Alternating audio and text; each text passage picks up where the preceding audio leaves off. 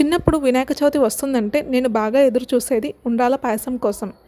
నేను అమ్మగారింటిని మిస్ అయ్యేది అంటే ఈ స్వీట్ విషయంలో బాగా మిస్ అవుతాను. పెళ్ళికి ముందు ఈ స్వీట్ని 4-5 డేస్ తినేదాన్ని. ఇది తెలంగాణలో ఎక్కువ చేస్తారు.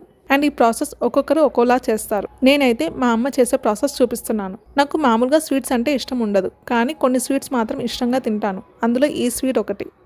ఈ స్వీట్ ప్రాసెస్ సింపులే కానీ చాలా టైం తీసుకుంటుంది. ముందుగా చపాతీకి పిండి తడుపుకున్నట్టుగా గోధుమ పిండి తడిపి పెట్టుకోవాలి. ఆ తర్వాత ఒక బౌల్లో పొడిపిండి తీసుకొని దాంట్లో చిన్న చిన్న బాల్స్ లాగా చేసుకోవాలి. దీనికే ఎక్కువ టైం పడుతుంది.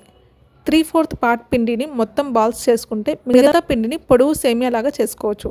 ఇంకా ఇదే పిండితో ఎలుక, పలక, బలపం, వరాల బిందె చేస్తారు. ఇంకా ఏవేవో చేస్తారు. నాకైతే ఇవే గుర్తున్నాయని ఇవే చేశాను. వరాల బిందె అంటే చిన్నగా 1 ఇంచు చపాతీలాగా ఒత్తుకొని దాంట్లో కొంచెం చక్కెర వేసి మళ్ళీ పైనుండి మళ్ళీ ఇంకో చిన్న చపాతీలా చేసి 2 కలిపి ఈ షేప్ చేసుకుంటే దీన్నే వరాల బిందె అంటారు. ఇలా అన్ని ప్రిపేర్ చేసుకున్న తర్వాత ఎక్స్ట్రా పొడిపిండి జల్లెడ పట్టుకోవాలి.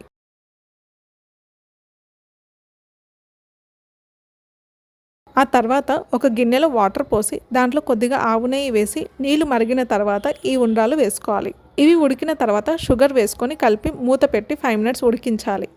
ఇక్కడ 1 కప్పు గోధుమ పిండికి 1 కప్ షుగర్ తీసుకున్నాను.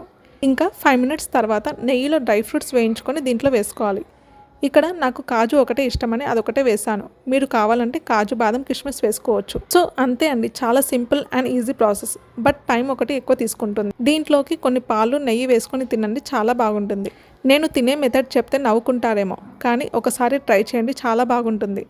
అదేంటంటే పాలు, నెయ్యితో పాటు కొద్దిగా చింతకాయ చట్నీ కూడా వేసుకొని తింటాను. అసలు ఆ టేస్ట్ ఉంటుంది చూడండి, నాకు చెప్తుంటేనే తినాలనిపిస్తుంది. మా వాళ్ళు అంతా సైడ్కి నంచుకుంటారు, కానీ నేను దాంట్లో వేసుకొని కలుపుకొని తింటాను. నోటికి అక్కడక్కడ స్వీట్, అక్కడక్కడ పులుపు, కారం తగులుతూ చాలా బాగా ఆస్వాదిస్తూ తింటాను.